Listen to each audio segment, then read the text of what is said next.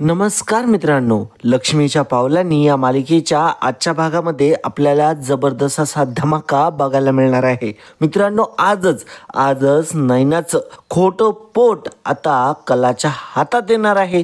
तर ते नेमकं कसं येणार आहे हे जर समजून घ्यायचं असेल तर हा व्हिडिओ मात्र तुम्ही शेवटपर्यंत बघा. अद्वैत आता तयार होत असतो, कलाही तिथंच असते. कलाच्या मनाप्रमाणे कलाने जो घेतलेला असतो कुर्ता अद्वैतसाठी तो त्याने घालावा असं कलाला वाटत असतं. परंतु अद्वैतने अजून एक दुसरा कुर्ता मात्र बाहेर काढलेला असतो. ते बघून कलाला वाईट वाटत असतं. कलाने स्वतःच्या पैशांनी अद्वैतसाठी एक खूप सुंदर असा कुर्ता घेतलेला असतो. तिने तो बेडवरती देखील ठेवलेला असतो. कला आता तिथेच उभी असते. अद्वैत मात्र मोबाईलमध्ये त्याचं काहीतरी काम करत असतो. त्याचं लक्ष फक्त मोबाईलमध्ये असतं. तो म्हणत असतो की मी लोकांना एवढे क्लिअर इन्स्ट्रक्शन्स दिले होते तरी यांना काही कामं व्यवस्थित करता येत नाही असं तो बडबडत असतो. कला आता तिथून निघून जाते. कला आता तिथून निघून बाहेर आलेली असते. बाहेर येऊन मात्र ती आता विचार करत असते. म्हणत असते, देवी आई तू मला काय संकेत देणार आहे? मला खूप उत्सुकता आहे. कलाच्या मनात इच्छा असते. इकडे दुसरीकडे अद्वैत मात्र त्याच्या कामातच दंग असतो. तो तिथे टेबलवरती असलेली कॉफी घेतो आणि कॉफी पित असतो. अद्वैत म्हणत असतो की सांगितलेलं एक काम नीट करता येत नाही या लोकांना. आणि मग तो कॉफीचा मग त्या दुसऱ्या कुर्त्याच्या बाजूला ठेवतो आणि म्हणत असतो की सगळे काही कामं मीच करायचे का? मग हे लोक मी कशासाठी नेमलेत? आणि मग तो पुन्हा एकदा तो मग हातामध्ये घ्यायला जातो तर मात्र त्याच्या हातातून त्या कपातली कॉफी पूर्ण त्या दुसऱ्या कुर्त्यावरती सांडलेली असते. मात्र तो कुर्ता पूर्णपणे कॉफीने लथपथ झालेला असतो. अद्वैत आता त्याला पुसण्याचा प्रयत्न देखील करत असतो. अद्वैत म्हणत असतो की काय करू मी आता? मग अद्वैत मागे वळून बघतो तर मागे बेडवरती आणखीन एक कुर्ता ठेवलेला असतो. त्याच्याकडे आता त्याचं लक्ष गेलेलं असतं. मग काय अद्वैत लगेचच तो कुर्ता घेतो आणि घालायला जातो. आणि आता अद्वैतने तो कुर्ता घातलेला असतो. अद्वैत आता फुल रेडी होत असतो. अद्वैत आता रेडी होऊन रूमच्या बाहेर पडतो तर कला मात्र तिथं बिचारी वाट बघत उभी असते.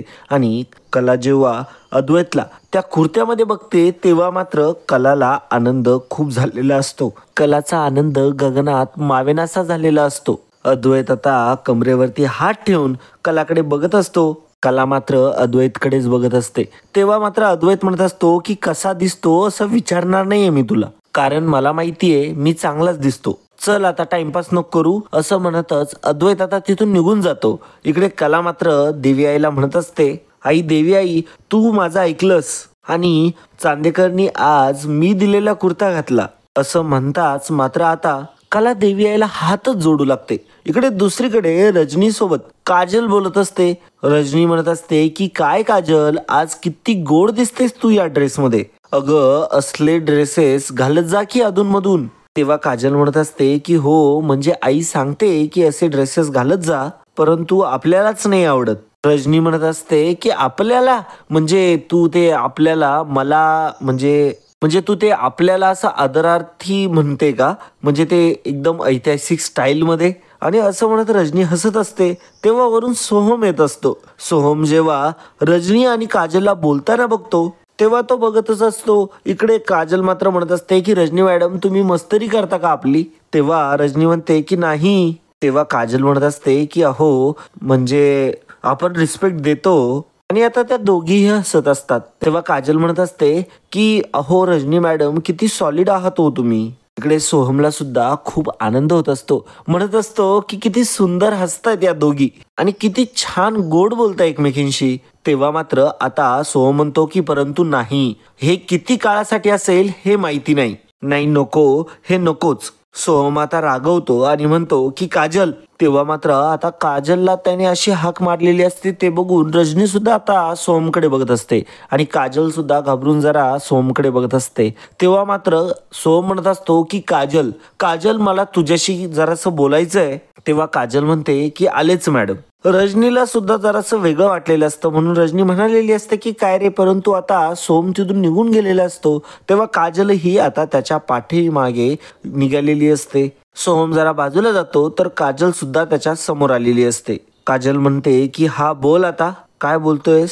सोहम म्हणत असतो की माझ्या आईशी मैत्री करण्याचा अजिबात प्रयत्न करू नकोस. ती सुद्धा माझ्यासारखीच इमोशनल आहे आणि तुझ्यासारख्या इमोशन नसलेल्या निर्दयी मुलीला काही फरक पडत नाही. तेव्हा मात्र काजल म्हणत असते की का? तेव्हा मात्र सोहम म्हणत असतो की काही नाही, कारण की आधी जीव लावतात, मैत्री करतात, गोड बोलतात आणि मग नंतरून काहीही संबंध नाही म्हणून तोडून टाकतात, सगळे संबंध तोडून टाकतात. असं बोलून आता सोहमला खूपच जास्त वाईट वाटत असतं आणि आता तो असं बोलत असतो. काजललाही प्रश्न पडलेला असतो सोहम असं का बोलतोय, परंतु आता सोहमचं हे बोलणं तिला समजलेलं असतं, तिला कळालेलं असतं की सोहमने असं बोललंय तर ते का बोललंय. सोहम आता काही तिथे थांबत नाही का, सोहम लगेचच तिथून आता निघून जातो. इकडे मात्र काजल म्हणत असते की अरे सोहम थांब ना, परंतु सोहम काही थांबत नाही. सोहम आता तिथून पटापट निघून जातो. काजल मात्र बिचारी इकडे मागे विचार करत उभी असते. ते दुसरीकडे मात्र नैना आता तयार होण्यासाठी गेलेली असते. ती बाहेर येऊन बघते तर काय, बाहेर रोहिणी असते. रोहिणीला बघून आता मात्र नैनाला जरा टेन्शनच आलेलं असतं. नैनाच्या रूम मध्ये रोहिणीने असा डायरेक्टली पहाराच द्यायला सुरुवात केलेली असते. ते बघून मात्र नैनाला घाम फुटत असतो. नैना मनातल्या मनात म्हणत असते की काही करून ह्या बाईला हकललं पाहिजे इथून. नैना, अगं नैना कर काहीतरी. तेव्हा मात्र नैना मुद्दामच आता रोहिणीला म्हणत असते की मॉमिनला तुम्ही जाऊन बसा ना खाली. अहो मी होईल माझी तयार. रोहिणी म्हणत असते की नाही ग, अगं तू एकटी कशी तयार होशील. आता मात्र इथं रोहिणीचा डाव असतो. रोहिणी मुद्दाम नैनाच्या रूममध्ये थांबलेली असते आणि रोहिणीला आता तिथून जायचं नसतं. याचं कारण आपल्यालाही चांगलं माहिती आहे. आता रोहिणीनेच हा सगळा डाव रचलेला असतो. हा जो काही सगळा थाट असतो तो आता रोहिणीने मुद्दाम घातलेला असतो. रोहिणीने आता ह्या सगळ्या गोष्टी जाणून बुजून केलेल्या असतात आणि तेही नैनाला अडकवण्यासाठी. नैना मात्र इकडे वाकुळ होत असते. नैनाला मात्र आता राग येत असतो. नैना घाबरत असते की आता ही बाई जाईल कशी खाली. परंतु आता मात्र रोहिणी काही तिथून हालायला तयार नसते. रोहिणी म्हणत असते की नाही ग, तू कशी होशील एकटी तयार, आणि मी करते ना तुला तयार, आणि मी करते ना तुला मदत, आणि हे बघ मला काय परत हा चान्स मिळणार नाही हा. तेव्हा मात्र नैना म्हणत असते की नाही, अहो तुम्ही म्हणताय ते बरोबर आहे. तर मी काय म्हणत होते, मी एक काम करू का, मी पहिल्यांदा माझी साडी नेसते आणि साडी नेसून झाल्यानंतर मी तुम्हाला बोलवते, मग तुम्ही इकडे या, चालेल का. तेव्हा मात्र आता नैना लगेचच साडी उचलते आणि रोहिणीला तिथून काढून देण्यासाठी आता तिने पूर्ण प्रयत्न केलेले असतात. रोहिणी तशी ती साडी आता हातामध्ये पकडते आणि हसतच आता नैनाकडे बघत असते. आणि रोहिणी आता मात्र नैनाला म्हणत असते की तुला साडी मी नेसवणार आहे. तेव्हा मात्र नैनाच्या पायाखाली जमीनच हादरलेली असते.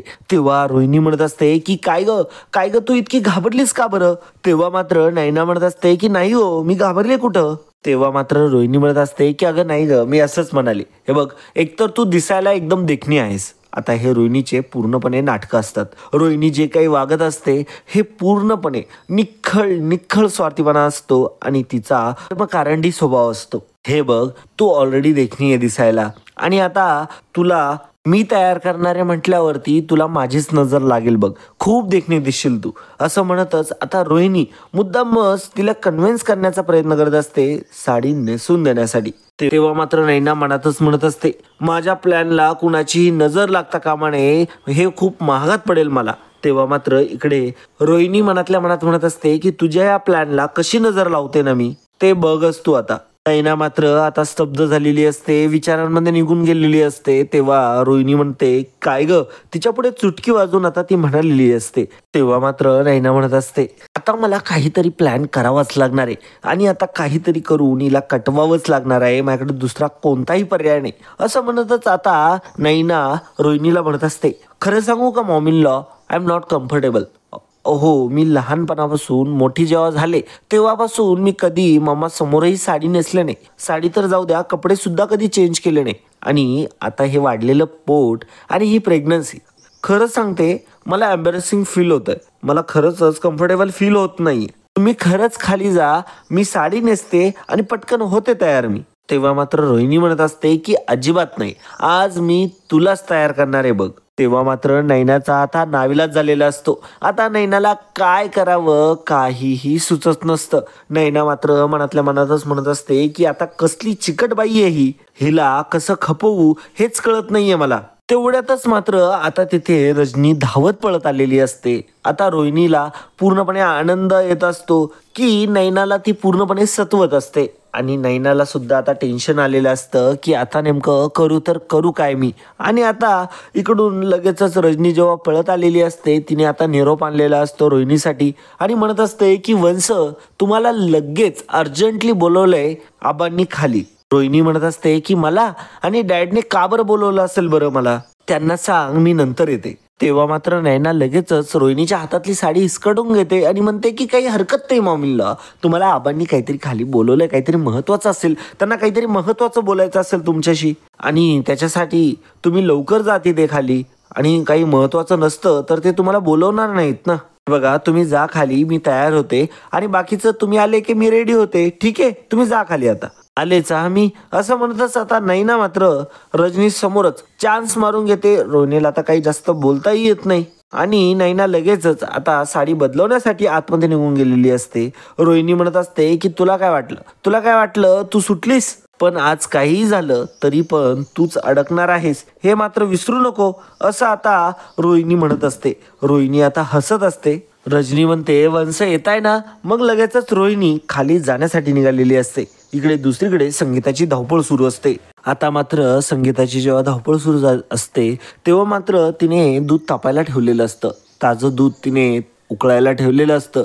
ते बघून मात्र आता तिला धक्काच बसतो कारण की ते दूध फाटलेलं असतं. तेव्हा मात्र संगीता म्हणत असते की ताजं दूध कसं काय फाटलं. तेव्हा लगेचच ती देवापुढे येते, हात जोडते आणि म्हणते की देवा, कधी नवं आज ताजं दूध फाटलं. अहो, दूध हा शुभ संकेत असतो, परंतु दूध आज फाटलं हा कसला संकेत आहे. आई, देवी आई, अंबाबाई, अगं काय संकेत आहे, काय वाढून ठेवले पुढे आमच्यासाठी. देवी आई, आज या घरामध्ये खूप मोठं कार्य आहे, तू सांभाळून घे सर्व काही, कुठलीही बाधा येऊ देऊ नको कार्यक्रमात. आणि सोबतच माझ्या नैनीला सांभाळ आई. सगळ्या विघ्नांवरती मात केली आम्ही, आता हे कार्य निर्विघ्नपणे पार पडू दे, अशी आता रिक्वेस्ट देवी आईकडे संगीता करतच असते. तेव्हा मात्र आता संगीताने जेव्हा हात जोडून ती देवापुढे उभी असते तेवढ्यातच मात्र तिथे कला आलेली असते. कला म्हणत असते की आई अगं काय झालं तुला. तेव्हा मात्र आता संगीता मला ती आधी म्हणालेली असते की आई अगं चल तू इथे, मला वाटलं कुठे गेली आहेस तू. परंतु संगीताचा असा रडवेला चेहरा बघून मात्र आता कलाला खूप जास्त काळजी वाटते. म्हणून ती विचारते अगं आई तुला काय झालं नेमकं, तू अशी रडतेस का बरं. तेव्हा मात्र आता संगीता सावरून नेण्याचा प्रयत्न करत असते. परंतु आता कला म्हणत असते की आई काही घडलंय का, तुला कोणी काही बोललंय का, कोणी काही म्हटलंय का तुला, सांग अगं. तेव्हा मात्र आता संगीता म्हणत असते की अगं काही नाही घडलंय. तेव्हा मात्र आता कला हट्ट करून विचारत असते की नेमकं काय झालंय. तेव्हा आता संगीताला सांगावंच लागतं. आता ना मी स्वयंपाकघरामध्ये सगळं काही आवरत होते, म्हटलं आता दूध तापून ठेवूया म्हणून मी ताजं दूध तापून ठेवलं, परंतु दूध बघता बघता फाटलं ग. हा कसला संकेत आहे, सगळं कार्य निर्विघ्नपणे पार पडेल ना. माझा जीव फार घाबरवतोय, आपल्या नैनीला काही अडचण येणार नाही ना, अशी संगीता काळजी व्यक्त करत असते. तेव्हा मात्र कला म्हणते आई काही होणार नाहीये, तू शांत हो बरं, मी आहे ना. तेव्हा मात्र संगीता म्हणत असते की जेव्हा जेव्हा काही काम चांगलं सुरू केलंय तेव्हा तेव्हा या घरामध्ये वादिवादच झाले, म्हणूनच मला वाटतंय की हे कार्य निर्विघ्नपणे पार पडेल की नाही. तेव्हा कला म्हणत असते की आई अगं एखाद्या वेळेस झालं, एखाद दोन वेळा झालं म्हणजे काय प्रत्येक वेळेस होणार आहे असं नाहीये काही. अगं निर्विघ्नपणे पार पडेल आपलं हे कार्य, तू अजिबात काळजी करू नको, देवी आई अंबाबाईचा आपल्यावरती आशीर्वाद आहे. आता मात्र संगीताला ती म्हणते की आई अगं चल कामं बाकी आपली. आणि मग लगेचच संगीता कामं आवरण्यासाठी आता ती किचनमध्ये निघून गेलेली असते. तेव्हा मात्र कला म्हणत असते की आईच्या मनात किती काळजी आहे. आणि आता कलाचं लक्ष दिव्याकडे जातं तर दिवा सुद्धा आता फडफडत असतो. कला लगेचच देवी आई पुढे बसते आणि आता तो दिवा विझू देत नाही. आईची शंका खरी तर होणार नाही ना, अशी आता शंका कलाच्या मनात आलेली असते. इकडे दुसरीकडे मात्र आता रजनी सुद्धा काळजी करत असते. पटापट आवरण्यासाठी ती आता याला त्याला सांगू लागत असते. तेव्हा मात्र सोम येतो, म्हणतो की आई अगं तू काळजी करू नको, सगळं काही व्यवस्थित झालंय. आणि आता इकडे दुसरीकडे आबा मात्र दिनकर रावांना म्हणत असतात की ही सगळी कार्यक्रमाची तयारी आहे ना ती आमच्या सोहमने केली आहे बरं का, असं आता आबा दिनकर रावांना सांगत असतात. आबा दिनकर रावांना म्हणत असतात की आज या घरातली सगळी तयारी ही आमच्या सोहमने केली आहे बरं का. तेव्हा मात्र दिनकर राव म्हणत असतात की अरे वा छानच. तेव्हा काजल मात्र सोहमकडे बघून हसत असते, परंतु सोहम हसतो आणि खाली बघतो. त्याला मात्र आता राग आलेला असतो. सोहम काहीही न बोलता आता तिथून निघून जातो. आता मात्र तेवढ्यातच आता मोठमोठ्याने रॉकेट आरारा करत आणि म्हणत बसतो की अगं संगीता मावशे, हे बघ काय जोडा दिसतोय दोघांचा, एकदम काटाकीर जोडी दिसते, अगदी एक नंबरच. तेव्हा संगीता म्हणत असते की किती गोड दिसताय दोघे, तुमच्या दोघांच्या जोडीला कुणाची पण नजर नको लागायला, सुखी राहा दोघे, असा आशीर्वाद संगीता आता त्या दोघांना देते. तेव्हा आबा म्हणत असतात की राकेट म्हणतोय तसा अगदी शोभून दिसतोय तुमचा दोघांचा जोडा. आणि तेव्हा मात्र आबा सुद्धा दोघांचं कौतुक करत असतात. तेवढ्यातच सोहम म्हणतो की आता फोटोग्राफरला सुद्धा सांगावं लागेल की प्रोग्राम कुणाचा आहे नक्की, कारण की तोच कन्फ्यूज होऊन जायचा नाही तर. तेव्हा मात्र घरातले अगदी सगळे खळखळून हसत असतात. आता मात्र खरा किस्सा होणार असतो. म्हणजे आता सरोज तिथं आलेली असते आणि म्हणत असते की अद्वैत, मी दिलेला कुर्ता कुठे आहे. अद्वैत म्हणतो की आई, अगं तू दिलेला कुर्ता आहे वरती आहे, त्यावरती कॉफी सांडली म्हणून हा घातला. तेव्हा मात्र सरोज म्हणत असते की अच्छा, मग हा जो दुसरा कुर्ता घातलाय तो कोणी दिलाय तुला. तेव्हा मग अद्वैत म्हणत असतो की खरेने घेतलाय माझ्यासाठी. तेव्हा मात्र सरोज म्हणत असते की तिने दिलेला कुर्ता तुला घालायचा होता म्हणून तुझी नाटकं चालली आहेत ही सगळी. अद्वैत म्हणत असतो की नाही आई, अगं खरंच सांगतोय मी तुला. तेव्हा मात्र सरोज म्हणत असते की जाऊ दे, तुला पटतंय ना तू जे वागतोय ते, मग जाऊ दे, मला काहीच बोलायचं नाही यावरती, असं बोलून आता मात्र सरोज जराशी रागवलीच असते अद्वैत वरती. आबा म्हणतात अगं सरोज, घरामध्ये कार्यक्रम आहे, जरा शांत राहा की. तेव्हा मात्र सरोज म्हणते की हो राहतेच मी शांत, असं म्हणतच आता मात्र ती तोंडात पुटपुटत असते. आता हे सगळं सुरूच असतं. तेवढ्यातच रोहिणी आलेली असते आणि रोहिणी म्हणत असते की काय आबा, तुम्ही मला इतकं अर्जंट का बरं बोलवलं. मग आबा काजलला सांगतात की ते जरा घे बरं इकडे, आणि मग ती साडी घेतलेली असते आता आबांनी. मग सरोज ती साडी हातात घेते आणि सरोज आता ती साडी रोहिणीला देत असते आणि मग रोहिणीने ती आता घेतलेली असते. आता मात्र रोहिणी आणि सरोज यांच्यामध्ये इशारे झालेले असतात. इकडे दुसरीकडे मात्र नैना म्हणत असते की बरं झालं देवा सुटले, मला हे काही कळतच नाही, ही बाई माझ्या इतकी मागे का लागलीये, नको तेव्हा का बरं इतकं प्रेम होतू चाललंय हिचं. आता मात्र नैनाला रोहिणीचं वागणं समजतच नसतं. आधी माझ्याशी इतक्या तिरकं वागायच्या आणि आता इतकं प्रेमाने वागताय की मला आता अगदी प्रेमाचं अपचन व्हायला लागले, आणि तेही नको त्या वेळी झालंय हे सगळं. जाऊ दे, मी पटकन साडी नेसून घेते, नाहीतर पटकन माझ्या मागे लागेल आणि परत माझ्यावरती टपून बसेल. मग आता लगेचच नैना साडी घालण्यासाठी आतमध्ये गेलेली असते. इकडे दुसरीकडे मात्र कला अद्वैतला इशारा करत असते. ती अद्वैतला शुक करत असते. अद्वैत आता कलाकडे बघत असतो. तेव्हा अद्वैत म्हणतो की काय. तेव्हा आता कला म्हणत असते की बोलवते मी तुला, अरे लक्ष तरी दे. तेव्हा मात्र अद्वैत म्हणत असतो की माझं नाव शुक आहे का, मला हे असं बोलवलेलं अजिबात आवडत नाही. तेव्हा कला म्हणत असते की चांदेकर, आपल्याला जर एखादा व्यक्ती बोलवत असेल ना तर त्याच्याकडे लक्ष द्यायचं. तेव्हा मात्र अद्वैत म्हणत असतो की आता मला लेक्चर नकोय, काय हवंय ते सांग. तेव्हा मात्र कला म्हणत असते की ती फुलांची परडी हवी होती मला. तेव्हा मात्र अद्वैत आता ती फुलांची परडी घेतो आणि कलाकडे बघत म्हणत असतो की काय आज काय झालं काय नेमकं तुला, आणि आज लयच खुश दिसतेस तू. तेव्हा मात्र कला म्हणत असते की हो मग मी खुश आहेस, मी खुश आहे आज, कारण की तू मी दिलेला कुर्ता घातलाय ना. तेव्हा अद्वैत म्हणत असतो की एवढं खुश व्हायची गरज नाहीये, आईने आणलेल्या कुर्त्यावरती कॉफी सांडली म्हणून मला हा घालावा लागला. तेव्हा कला आता अद्वैतच्या जरा जवळ जाते आणि म्हणते अच्छा हो का, म्हणजे कॉफी सांडली की सांडवली. आणि असं म्हणतच आता कलाने अद्वैतच्या पोटामध्ये गुदगुल्या केलेल्या असतात आणि अद्वैत आता डचकलेला असतो. आणि मग अद्वैत जरा हसतच असतो आणि कला आता त्याला परेशान करत असते फुलं फेकून. कला फुल अद्वैतची मजाच घेत असते. आता इकडे दुसरीकडे मात्र नैना तयार होऊन आलेली असते. ती खाली पायऱ्या उतरून खाली येत असते. तेव्हा मात्र रजनी म्हणत असते की अगं नैना किती सुंदर दिसतेस. मग राहुलही तिच्या जवळ आलेला असतो. मग संगीताही तिथं आलेली असते आणि म्हणत असते की नैने किती सुंदर दिसतेस ग, माझीच नजर नको लागायला माझ्या लेकीला. असं म्हणत भाऊक होत इमोशनल होत आता तिने स्वतःच्या डोळ्यातलं काजळ आता नैनाला लावलेलं असतं. संगीता म्हणत असते की आज तुझी ओटी भरली जाणार, बाईच्या आयुष्यातला खूप मोठा दिवस असतो हा, आता सगळं चांगलं होणारच असं आता संगीता म्हणत असते. आई अंबाबाईचा आशीर्वाद आहे ना तुमच्या पाठीशी, आता सगळं पूर्ण होणार असं आता संगीता म्हणत असते. तेव्हा संगीता म्हणत असते की चांदेकरांच्या घरामध्ये लहान बाळाचं हसणं रडणं खिदळणं सगळीकडे घुमणार, पावडरीचा वास धुपाचा वास दरवळणार सर्वत्रकडे. हे बघ, हे नवीन बदल आहेत, या सगळ्या नवीन बदलांचं एकदम आनंदात स्वागत कर. आता मात्र संगीता तिच्या मनातल्या भावना व्यक्त करत असते, परंतु नैना मात्र म्हणत असते की आई, अगं लेक्चर नको न देऊ, आताच लेक्चर बंद कर तुझं, असं मनातल्या मनातच म्हणत असते. तिला आता मात्र हे सगळं इरिटेटिंग होत असतं. इकडे मात्र रोहिणीचा वेगळाच प्लॅन सुरू असतो. रोहिणी म्हणत असते की बस आता फक्त हा एकदा सगळा जो कार्यक्रम आहे एका टोकाला तर पोहोचू दे, मग कशी बॉम्बची टिकटिकच वाजवते मी बघतेच. मग संगीता म्हणते की जा आता आबाजींच्या पाया पड जा. तेव्हा मात्र नैना आबांच्या पाया पडायला जात असते.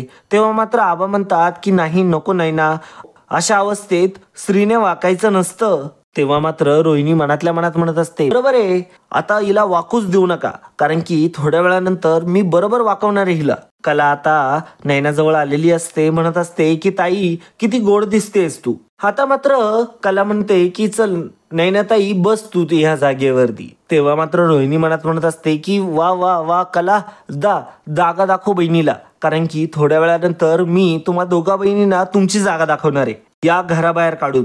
आता नैनाला सगळे जे शृंगार आहे, जे डोहाळे जेवणामध्ये घातले जातात, ते सगळे शृंगार, सगळे आभूषण आता नैनावरती ते चढवले जातात.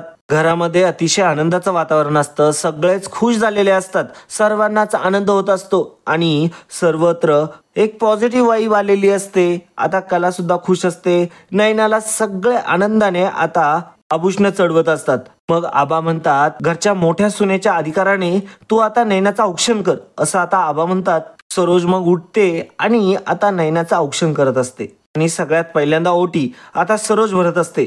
सरोजही हे सगळं आता आनंदाने करत असते आणि मग नंतरून जेव्हा ती रोहिणीकडे बघते तेव्हा मात्र ती आता मिश्किलपणे हसते, म्हणजे तिच्या डोक्यातही तोच प्लॅन असतो. आता हे सगळं काही सुरू असतं, प्रत्येक जण आता नैनाची ओटी भरत असतं. तेव्हा मात्र आता जो सगळ्यात जास्त इरिटेट आहे ते आता राहुलला होत असतं. राहुल म्हणत असतो की मम्मा, काय चाललं काय नेमकं हे सगळं. संगीता सुद्धा आता नैनाचं औक्षण करत असते. आता इकडे मात्र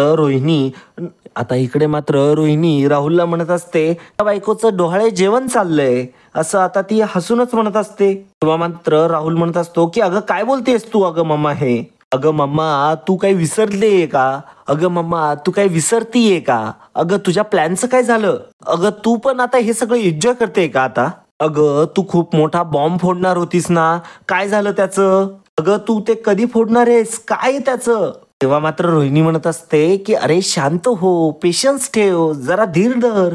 हे बघ, धमाक्याच्या आधीची सुद्धा शांतता जरा एन्जॉय करायला हवी, असं आता रोहिणी म्हणत असते.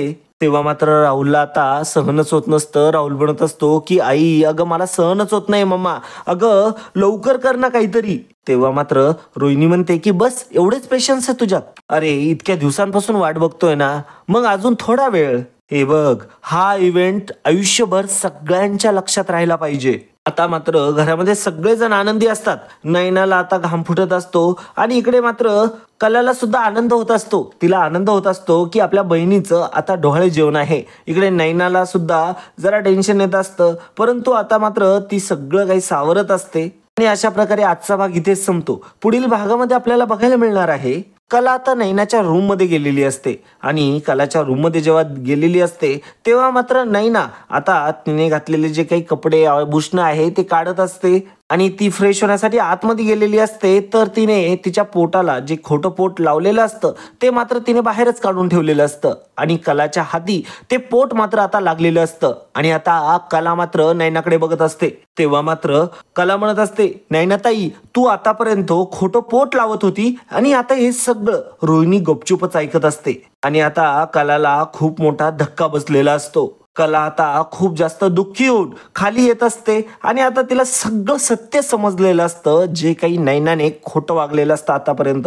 घरामध्ये सगळ्यांच्या चेहऱ्यावरती इतका आनंद मात्र असतो, परंतु आता नैनाने इतकं घाण खालच्या थराचं वागून सगळ्यांचा आनंद हिरावून घेण्याचं कृत्य केलेलं असतं. आता ते कृत्य कसं घरच्यांना सांगावं असा प्रश्न आता कलाला पडलेला असतो. कलाला सगळ्यात पहिल्यांदा अद्वैतला हे सगळं सांगायचं असतं. अद्वैत मात्र फोनवरतीच बिझी असतो. आता कलाला अद्वैतशी बोलायचं असतं. तेव्हा मात्र कला म्हणत असते, चांदेकर मला जरा वेगळ्या विषयावरती बोलायचंय तुझ्याशी.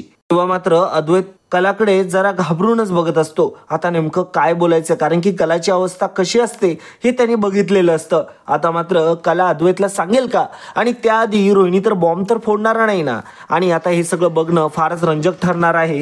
हे जर तुम्हाला पूर्णपणे बघायचं असेल तर मित्रांनो चॅनलला सबस्क्राईब करा. येणाऱ्या पुढल्या भागांमध्ये आपण या सगळ्या गोष्टींची इन डिटेलमध्ये रिव्ह्यूज देणार आहोत. तर मित्रांनो आजच्यासाठी इतकंच. पुन्हा भेटूया पुढच्या भागामध्ये. तोपर्यंत जय हिंद, वंदे मातरम, धन्यवाद.